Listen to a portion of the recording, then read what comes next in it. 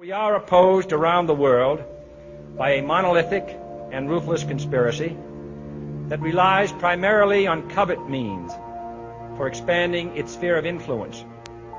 It is a system which has conscripted vast human and material resources into the building of a tightly knit, highly efficient machine that combines military, diplomatic, intelligence, economic, scientific, and political operations.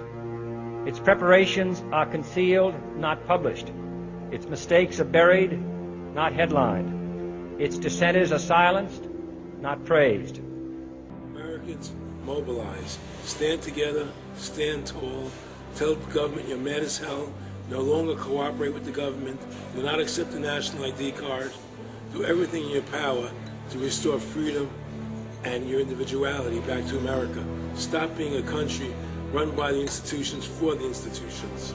Let's go back to we the people, by the people, for the people, as opposed to we the institution, by the institution, for the institution. Stop being scared. We have to stand up and do what's necessary to take back, to stop these bankers, this elite, this government full of lies, congressmen full of liars.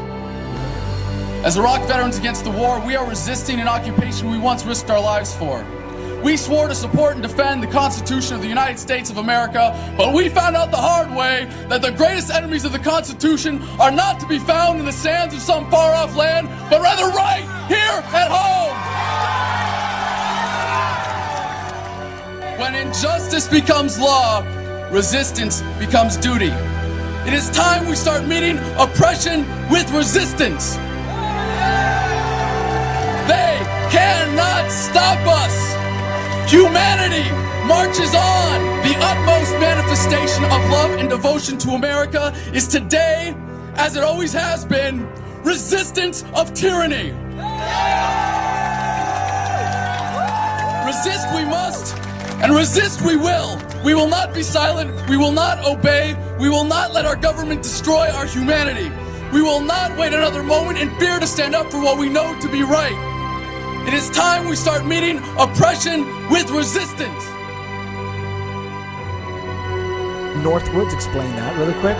This is 1962. The Joint Chiefs of Staff signed a document that was planning on having fake attacks on American civilians and blaming it on the Cubans to get us to go to war with Cuba. They were going to blow up a drone jetliner. They were going to send a jet into the air and blow it up. Oh my God. And blame the Cubans for it and get us to go to war with Cuba.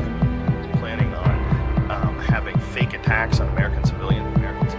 The time when the operation of the machine becomes so odious, makes you so sick at heart that you can't take part. You can't even passively take part. And you've got to put your bodies upon the gears and upon the wheels, upon the levers, upon all the apparatus, and you've got to make it stop.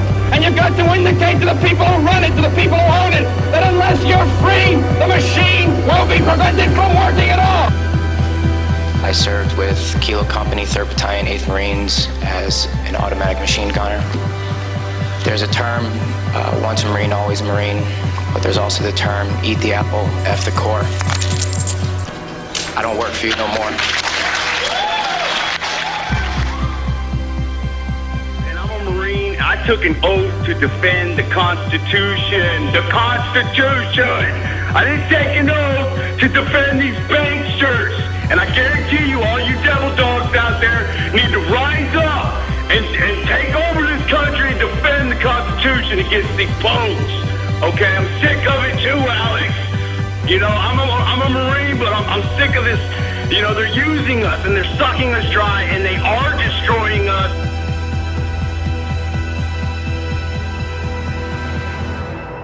People should not be afraid of their governments. Governments should be afraid of their people. Councils of government, we must guard against the acquisition of unwarranted influence, whether sought or unsought, by the military-industrial complex. The potential for the disastrous rise of misplaced power exists and will persist. We must never let the weight of this combination endanger our liberties or democratic processes.